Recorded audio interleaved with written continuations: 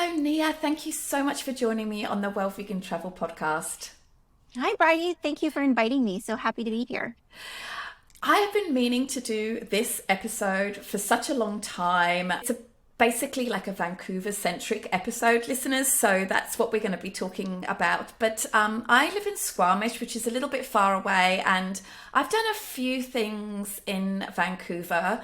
But Nia here, she's lived in Vancouver for a really long time.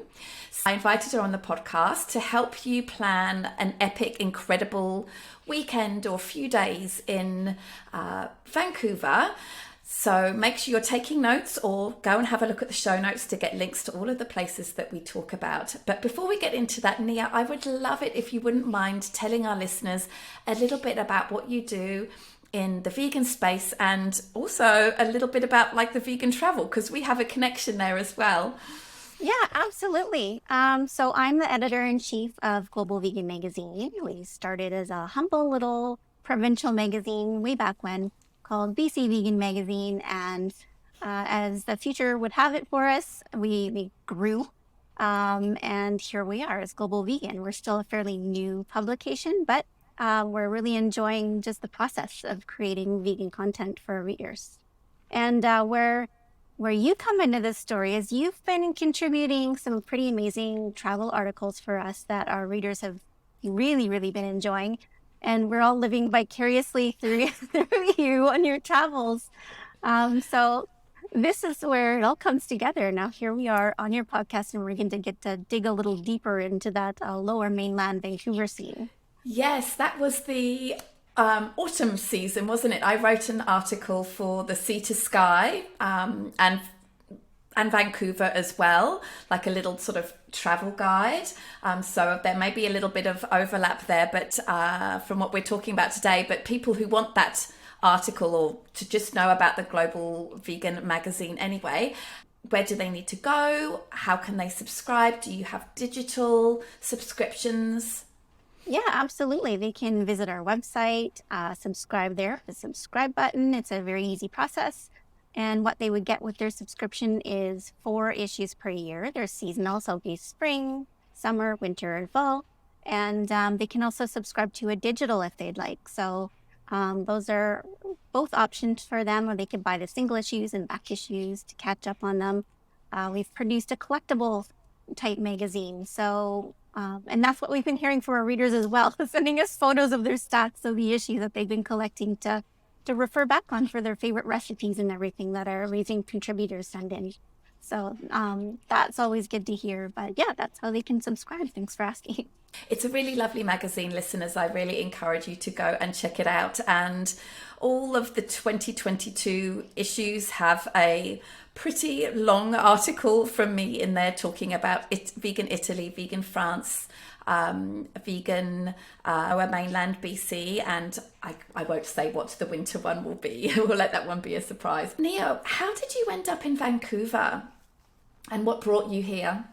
So, and non-vegan related, it was work really. I was living on Vancouver Island, and nobody knows this. This is something nobody knows. I have a background in archival work. So I was living on the island, and I applied for a job at the Law Society of BC here in Vancouver, and they hired me over the phone. So it was a very quick process of moving from the island to here. And fast forward a couple of years later, realizing that my creative side was starving, I went back to school. I got into graphic design, and fast forward a couple years forward again, and started the magazine. I'm sure Vancouver is on some people's radars already. It's in the Pacific Northwest. It's on the west coast of Canada. But if you were to sort of describe Vancouver in just a few words, and maybe talk a little bit about the vegan scene as well, what would you say about that? I would immediately go to our scenery because I love the outdoors. So I would just say it is surrounded by mountains and ocean, and we have a sprinkling of beautiful little towns around us that can be explored. We have the border very close to the US.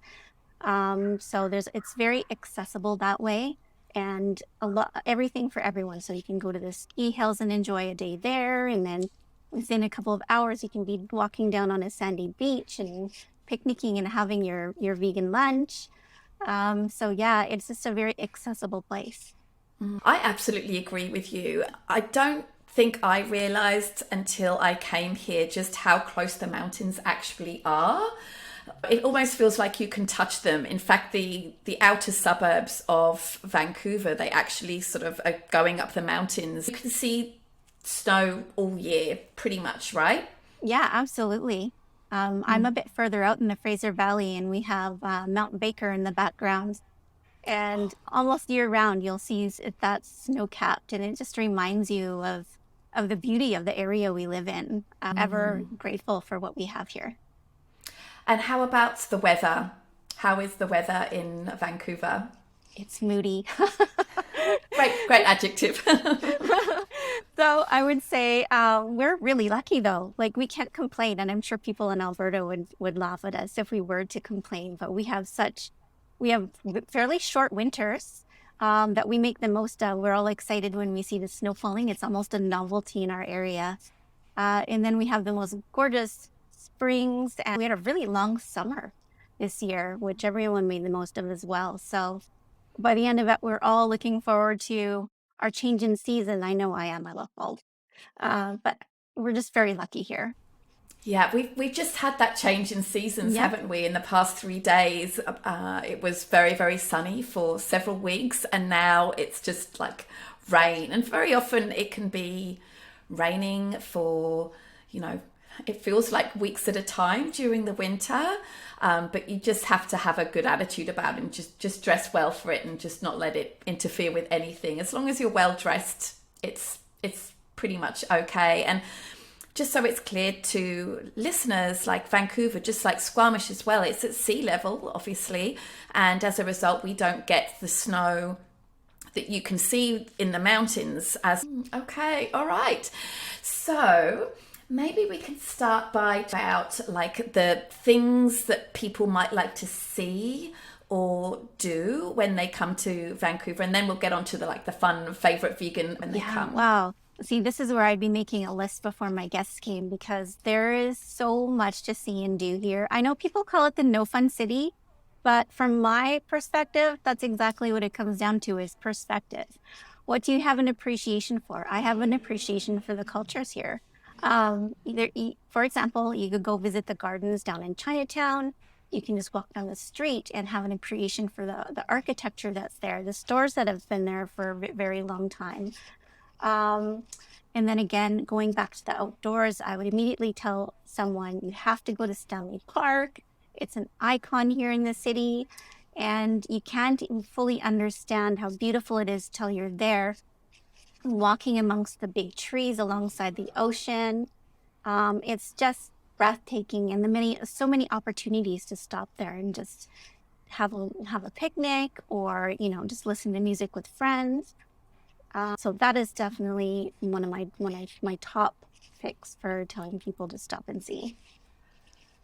I agree. I absolutely love Stanley Park, and I believe it is the largest city park in North America, maybe the world.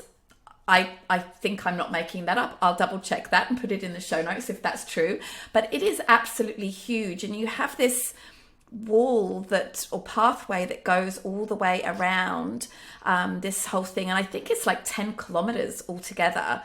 Plus you have this incredible network of paths going through sort of like manicured gardens there's a collection of totem poles there as well, but also like through the forest as well. So it's really kind of cool, and they do have some wildlife there. I often see raccoons when I go there. There's lots of swans and ducks, and I believe there's coyotes. That has been a problem, I believe, in recent years, but they are there, and yeah, it's really cool. And you can hire bicycles to go around as well if you don't feel like walking around the whole seawall. Electric bicycles as well. Do picnics and pack lunches, and it's just wonderful. I love it too. Yeah, and there's one thing I forgot to mention that along that seawall, there's all sorts of restaurants. Now, none of them may be vegan, but many of them do have vegan options. And I think it's because the population in Vancouver for vegans is quite large and it's always growing. And I've actually used that loop as a form of I'm going to call it slacktivism for a better lack of better word, where we did kind of like a restaurant crawl along a bicycle ride one day. And at each one we stopped at, we'd ask, oh, do you have a vegan menu or do you have vegan options? Most of them did. And the ones that didn't, we go, oh, well, if we changed this and this will become vegan. So it was a little opportunity to educate vegan restaurants who weren't vegan and might not know and can start providing those options. We had a bit of fun with it. Yeah. I mean, that's generally, I think, in Vancouver is that even non-vegan restaurants have a vegan option, even if it's not on the menu, they'll be able to make something. But most restaurants seem to have something that's either vegan or easy to make vegan. Would you agree with that statement? I would. There's been a huge, I'd say, cultural shift for vegans here in Vancouver in the last maybe 10 years, where the number of options available in non-vegan restaurants is growing exponentially. And it's really, really nice when you walk into a restaurant, you're not expecting anything. You're thinking, I'll get the iceberg lettuce with a tomato on top, but you find out you're actually going to have 3 or 4 very good options to choose from. Yes, yep. So don't worry, there will always be food and probably a vegan restaurant not far away as well. Where else would you say people should check out? I would have to go with Granville Island. I actually used to live right down in Yaletown for a couple of years when I first moved to Vancouver, and that was one of my favorite spots to go. And since we moved from there, they actually have even more interesting things for vegans there, like we're talking about along the seawall with vegan options and that sort of thing. But the reason I love going there is just the shops that you can walk in and explore, and there's pretty much like, I know it sounds cliche, but there really is something for everyone. I have the artistic background, so they had a big, huge store there called Opus, and they had like every art supply you could think of. So if you're an artist, it's definitely a place you want to go check out. It's very centered around artists there. And then again, lots of galleries you can go visit if you're an art lover, or just walk along their little sea walk there. I think just one of the joys of going over there is catching the little ferries that people have come to know here. And for anyone who hasn't seen them before, they're like a mini baby ferry, as we've heard them referred to before, and they seat about 8 people. And they're just such a fun ride. You get this great view that you wouldn't get otherwise going over to Granville, just looking back at Vancouver. And the ferry operators always have some fun stories to tell along the way. So that's really part of the fun of just catching that little boat and going over to Granville Island. And then once you get there, you'll see the houseboats. They're super colorful and fun. And you always find yourself wondering, how can I live there? Like, how can I just live there permanently? Same. I always think that. And then, so once you get there, you're just going to be wondering where to go. And there's so many shops. You just have to start walking and exploring, going into each door. I agree. I really love going to Granville Island. I always end up going there if I'm in the area. And it's a little bit confusing because it's not actually an island. It's called Granville Island, but it's not actually an island. But it is, I guess you would probably more accurately describe it as a promontory in full square. And the easiest way to get there from the city side is through these little ferry boats. Although you can walk, there is a bridge. But it would probably be a little bit more of a hassle. Certainly the ferry boat is the easiest way, but I really like going to the markets there, quite sort of like gourmet high-end products that locally, you have to hunt a little bit for some vegan ones, but there's definitely some there. But I do have a top tip regarding eating when you are at Granville Island, because there are some very, very brazen, and even though there are signs everywhere saying don't feed them, people do. And I've literally been walking with a vegan muffin and I felt this seagull come over and literally just take it out of my hand. I think there are even YouTube videos of these notorious seagulls. They're in some sort of stealth mode and you don't even know they're coming. Exactly, because so many people go to Granville Island to buy a burger or fish and chips or these kinds of things, and they'll sit outside. So they're just so used to getting eaten. All right, so Granville Island, that's definitely something that's really super downtown. Definitely that you can sort of just do in a couple of hours. But Grouse Mountain, I think, is a really interesting place. So if you don't know, Grouse Mountain is located in, would you call it North Vancouver? Yeah. And you can get buses to the bottom, but you could also drive there as well. There's parking, and I think it's a really cool place. Have you been? I have, and I'd recommend anyone that's going to go to carpool because it is difficult to find parking there. Even though they do have parking, it just is a matter of what time you go. Morning is usually best. But my experience with Grouse was somebody had asked us if we wanted to do the grind.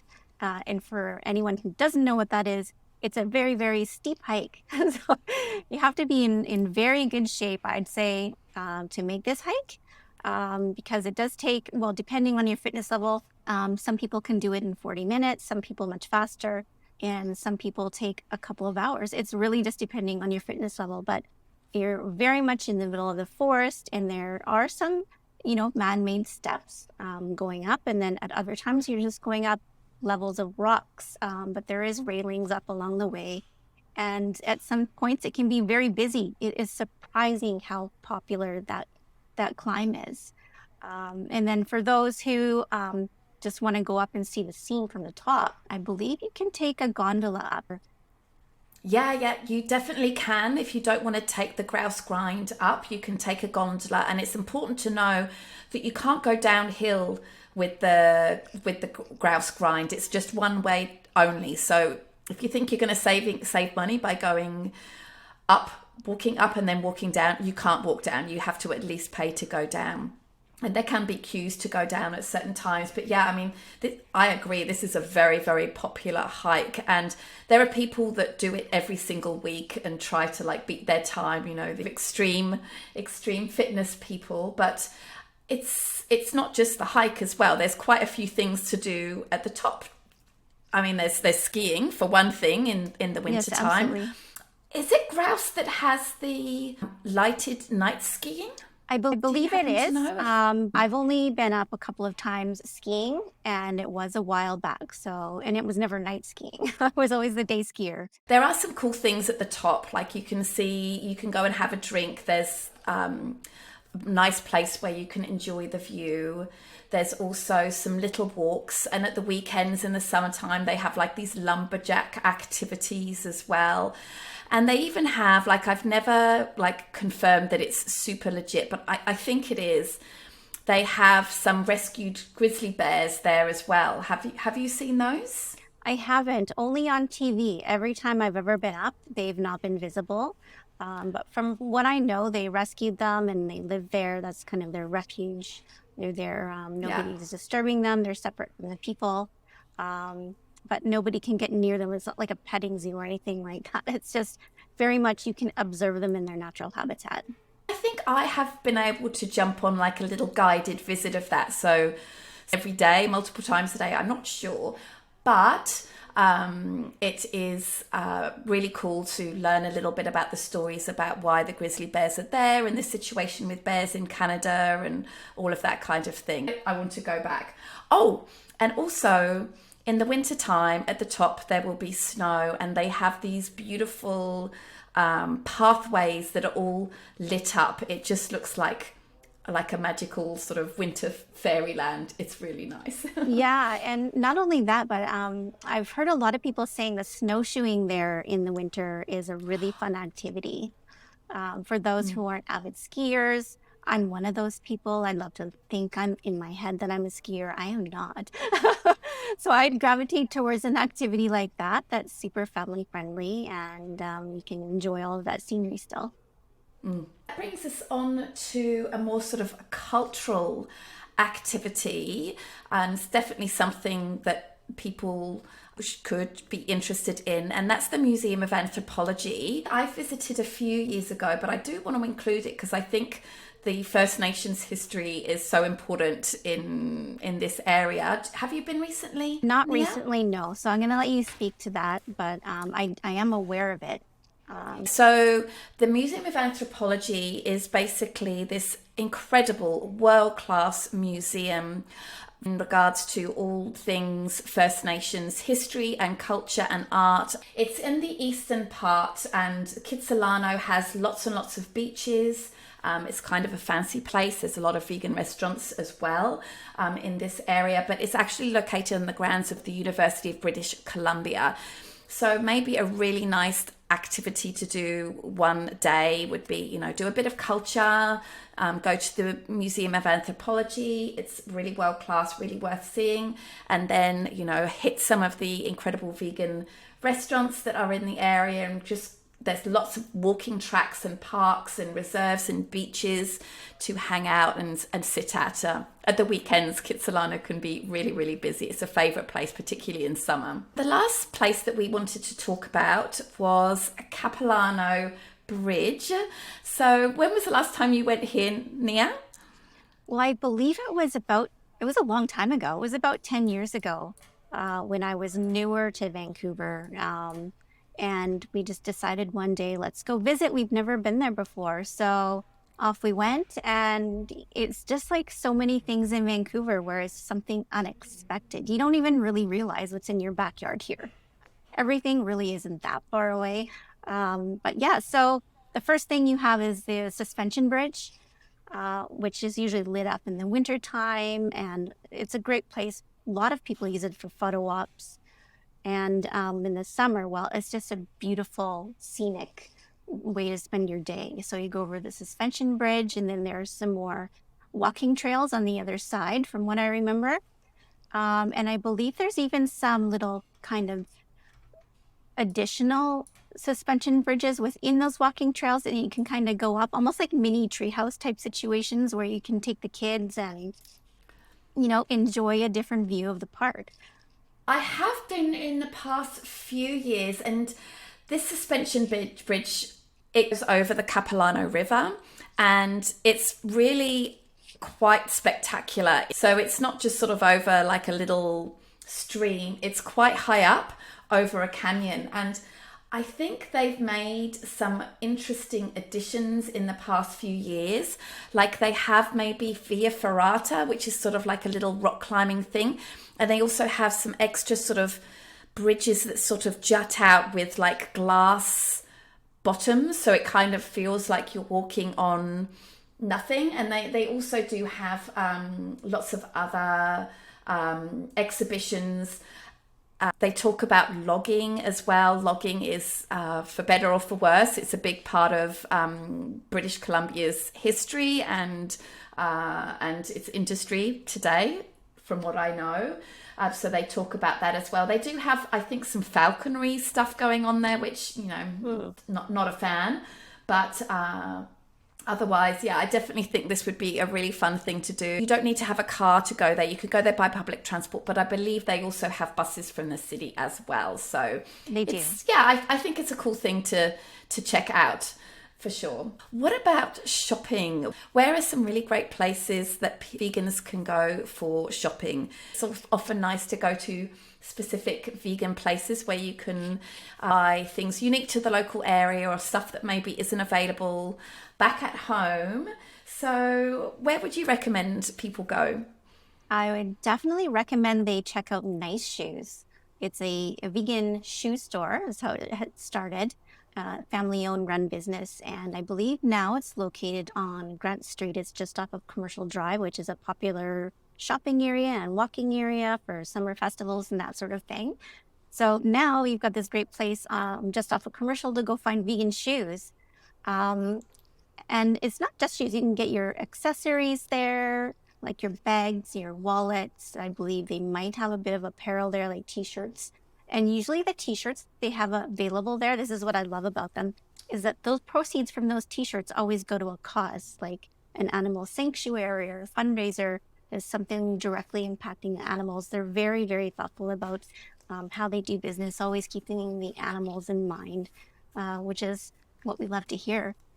But on top of that, the styles and the brands that they get are really wonderful. So I'd recommend anybody check them out and get a good pair of vegan shoes there, at least a wallet or something like that, and support them. I agree, and very often it's hard to get high quality vegan shoes that you don't get the opportunity to try on first. So going there and actually being able to try them on and see if they fit, they're comfortable, and if they suit you and you actually like them. So I always love to go and check out that place. I haven't bought anything from there yet, but I do love it. I have bought a very, very nice bag from there before. It's really nice. Yeah, and it's surrounded by vegan friendly places too. So Yeah. that area, Commercial Drive, is really quite cool. It's got ethnic food from all over the world. Vegan tattooists. I got my tattoo there for several years ago. It's really, really fun. All right. And what about Vegan Supply? Tell us about Vegan Supply. I love Vegan Supply. As long as I've been in Vancouver, I believe Vegan Supply has been around, and they're one of my favorite stores to go to. They do the work for you. When you go into a regular grocery store, you do a lot of label reading. You're like, is this vegan? I'm hoping this is vegan. And you really have to spend a lot of time just looking at ingredients. Vegan Supply has done all the work for you. They screen everything they order, so there's no guesswork. You go in there and you just confidently buy what is on the shelf. They've done it for you. So you can get anything from your freezer items, like your seitan, your ice creams, all those sorts of things. And then they have all sorts of goodies, like your chocolate bars and treats and stuff like that. I believe they even have a shop now, if I'm not correct. They also have a shop where you can buy apparel. So they also have a lot of vegan t-shirts. And I don't know about you, but when I'm a tourist somewhere, I always look for the vegan t-shirts. I can't get enough of them. And also just to support those vegan artists. I know how much work goes into creating those designs. So definitely a great place to stop for that. I would definitely say that the range of products in Vegan Supply and other vegan grocery stores, but in Vegan Supply, is triple, quadruple, 10 times fold than you would find in your best regular supermarket. And they often bring in some interesting products from Europe as well that just aren't available in the supermarkets here. Like, I'm thinking off the top of my head, Veggie bars, which are really famous, delicious milk and hazelnut vegan chocolate bar that you can't buy in regular supermarkets. That's available there.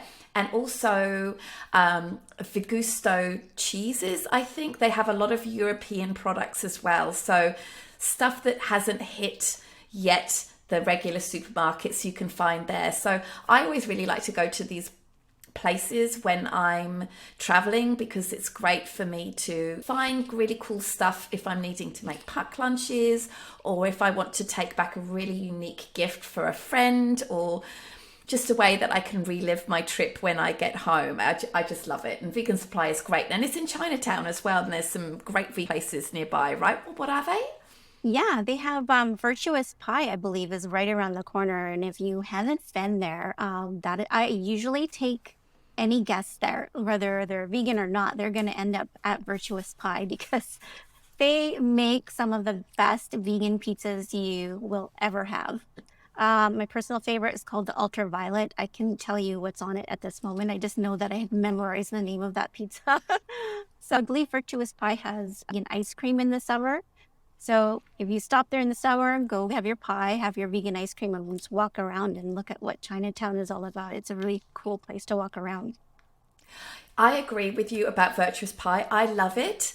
And it's, pizza, you could debate about whether, certain crusts are better in different places. But what I really love about Virtuous Pie is they have really unique topping combinations. Mm-hmm. They're really very well put together. It's not just going to be your vegan Hawaiian pizza, for example. They take it to the next level. And if I remember well, their ice creams as well. They have really, really unique and special ice cream flavors that you have never tried before or wouldn't normally expect. All right. So we've done shopping. Now should we get on to the fun, best vegan spots to check out? Absolutely. And man, some conversations can be had here because everybody has their favorites. And Yes, we Vancouver vegans are spoiled. We have so many vegan restaurants. it's really quite incredible. And I think that's partly because generally in Vancouver, it's quite like a progressive city. I would think it has probably the best selection of vegan restaurants in Canada, actually. All right. So I'm going to put a category to you, and then you can tell me what your favorite is, and Okay, then my favorite. Does that sound okay? this sounds fun. Let's go for it. Okay, cool. All right. Best burger. I would go meat on Main, just meat in general. So meat, MEET. It's a, they have a couple restaurants. So they have one in Yaletown, they have one in Gastown, and then one on Main Street. So if you have any non-vegans, someone who's not very familiar with vegan food, and you want them to have a really good first experience and eat something that's familiar for them, take them to Meat on Main or Meat in Yaletown, wherever, and get them to try the burger because they have so many different styles of burgers. Everyone is going to find something that just appeals to them. If not through the name, then just through the burger itself when it comes. They're really well presented. They're substantial meals. And it's just something that's going to really appeal to everyone, vegans and non alike. No argument from me there. I absolutely love meat, not just for the burgers, for just general sort of diner food. Three, so in different parts of the city. Yeah, it's really cool. All Yeah, right. they're also just, if I can just jump in again, they've got such a cool vibe. Like if you've never been there, when you get there, you're just like, this is a really cool place to hang out, have a beverage or whatever while you wait for your meal. Always get music. And honestly, I've always had the best service there, even if no one knows who I am when I walk in there. Okay. The next category is best brunch. Oh, I know what I want for this. Oh man. Okay. So it's really hard to pick a favorite. My favorite brunch is actually out in Langley, be a bit of a drive outside of Vancouver. So it's a restaurant called Down to Earth. And it's just like an overall brunch they have with the tofu, the scrambles, the hash browns. You feel like you're being spoiled there with the vegan brunches. But I also know Meat again also has a good vegan brunch from what I hear. So I'm interested to hear what experiences you've had for your favorite vegan brunch. My preferred place is Chickpea. I would say that definitely Chickpea on Main Street is my favorite, and just happens to be right next to Meat on Main as well. And I just think this place is just incredible. First of all, they have an all-day breakfast, so you don't need to worry about being late. And I believe it is all day, every day. And as well as like your regular sort of brunch things, tofu scramble, they also have some really interesting things. For example, shakshuka. It's like this tangy tomato sauce with like vegetables inside, but also dollops of tofu, ricotta, and sausage, I guess, to give an alternative to the egg. And it's served in a skillet. The servings at Chickpea are just enormous. They are. But they also have like a latkes benedict, which is like crispy potato with zucchini and dill fritters, which are piled with tons and tons of the Chickpea's take on eggs benedict, which is like a tofu benedict with tons of hollandaise sauce. It's simply amazing. They also have lots of breakfast sandwiches and waffles. Like I'm just scrolling through the menu now. There's like completely different vegan brunch items. It's amazing. What's your Yeah. pick? Well, I'm going to jump in with you and give them some kudos because I was there recently and I had breakfast envy because I went with some friends and somebody ordered, I believe it was the French toast. And it was just it was like this gorgeous serving of French toast with like vegan whipped cream and fresh berries and fresh maple syrup. It was just so stunning.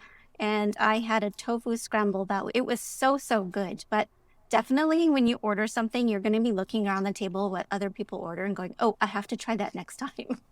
So definitely try chickpea. Now, in the interest of time, I wondered whether we could put Asian in all one basket, even though those foods are so diverse and interesting. But what is your favorite Asian restaurant in Vancouver? Because we have a huge Asian population in Vancouver and we see so many different places. We have very high standards for our Asian food.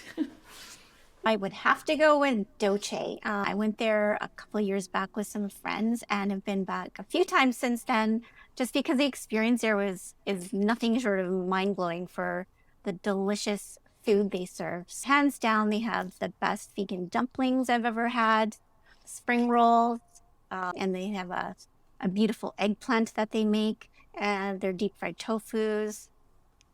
It's beautifully served food, like such a cool vibe when you go in there. I don't believe the restaurant is 100% vegan. If I'm wrong on this, I hope someone can correct me. They do have mostly vegan options. And definitely, if you want to go out and have some sharing platters with friends, that is another one I'd recommend. And that's in a really interesting part of the city as well. In Yaletown, it's kind of like an older sort of area where there would have been like lots of warehouses and things like that in the past. It's quite like a gentrified area. It's a really nice place to hang out. And I have been there, now I remember, and I'm pretty sure it is 100% vegan because it's Vietnamese food, right?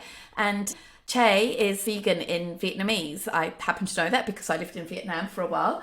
So I'm pretty sure it's completely vegan, but certainly tons of vegan options. And yeah, it's good. Highly, highly recommend them. My pick would be Chi Vegan, which is in Kitsilano, the place that I was referring to earlier. And it is a little bit more on the pricey side because you usually want to buy lots of dishes to share and then you get the bill and you're like, oh my goodness, I didn't think it was going to be that much. I have to pay for tips here and you have to pay for tax here as well, so it can be a little bit more expensive for those people coming from outside of North America. But Chi Vegan is 100% vegan and it's owned by this incredible Vietnamese woman, but they don't just do Vietnamese food. They do all sorts of different Asian styles food. So if you're with a group of people and they don't necessarily all like that cuisine, then this would definitely be a good place to check out.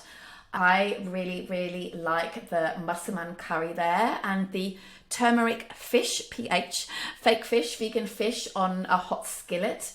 They have a crispy mapo tofu. That's really great.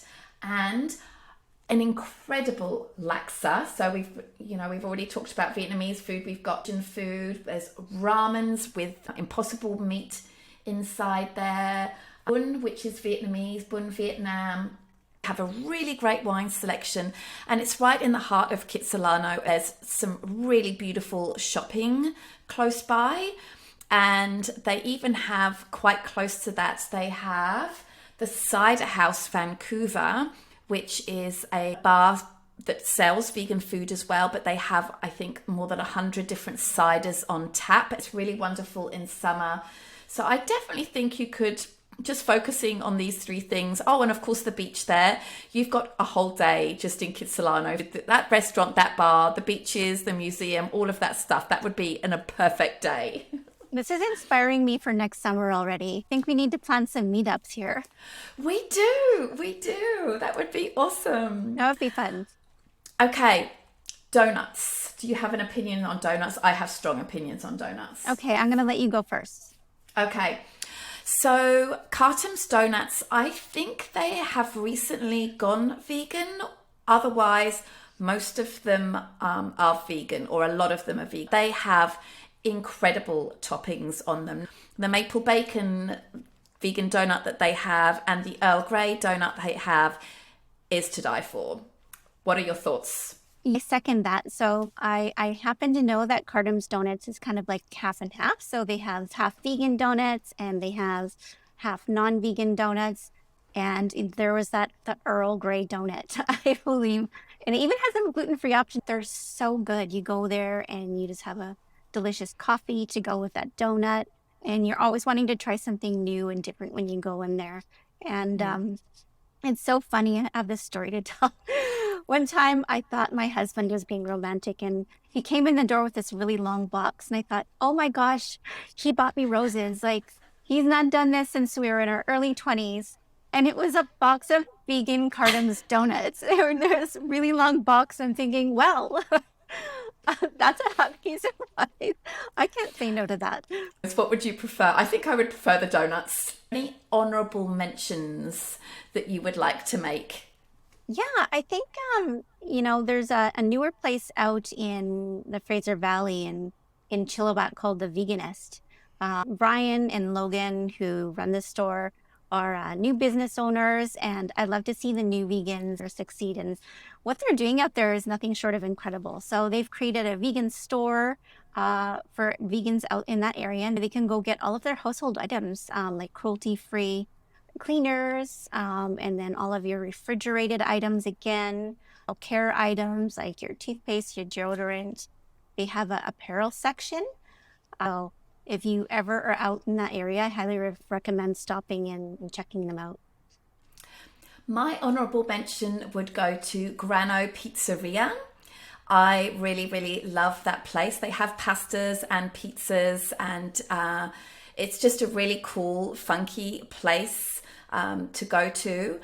I really like the pizzas. I'm very, very particular in the pizza crust that I like, and this one is amazing. And they also have like garlic bread knots as well, which are really yummy. I don't rate their tiramisu particularly, I'm sorry to say, but they have some really, really fun side orders as well. Grano Pizzeria, definitely check it out. I think it's on Main Street. Okay, great. Nia, thank you so much. We are going to have to meet up and check out all of these places. When I'm next in Vancouver, I'm definitely going to give you a shout. But thank you so much for coming on the Well Vegan Travel podcast. Just tell us again where people can find you online. Well, thanks, Friday, again for having me. This was so much fun. I'm going to take you up on that offer for next summer or whenever. I can't wait. People can find the magazine at globalveganmagazine.com. They can subscribe there. It also links to the digital if they're outside of Canada or the US. I'm in with like a digital copy, and that's pretty much it. Thanks again so much. Thank you.